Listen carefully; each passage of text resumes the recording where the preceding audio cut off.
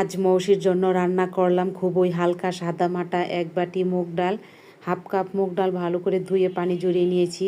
চুলায় একটা কড়াই বসিয়ে ডালগুলো ভালো করে ভেজে নিচ্ছি। বাদামি করে ভাজবো না, ভালো একটা গ্রান বের হওয়া পর্যন্ত ভেজে নিয়েছি।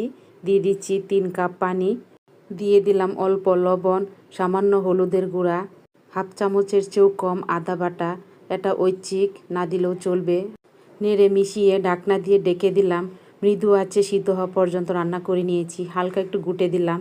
দিয়ে দিলাম 1 ফোঁটা ঘি, 1 চামচের মতো সরিষার তেল দিয়ে আরও 1 মিনিট রান্না করে নিলাম। মুগ ডাল রান্না হয়ে গেছে, একটা বাটিতে বেড়ে নিয়েছি। এবার আমার মেয়েকে খাওয়াবো। এদিকে আমি আবার মিষ্টি লাউ ভর্তা করছি মেয়ের জন্য। ভর্তার মধ্যে না ঝাল না পেঁয়াজ, শুধু লবণ 1 ফোঁটা সরিষার তেল দিয়ে ভালো করে মেখে নিয়েছি। এবার মেয়েকে খাওয়াবো। আল্লাহ আমাদের সব ছোট্ট হৃদয়কে সুস্থ রাখুন।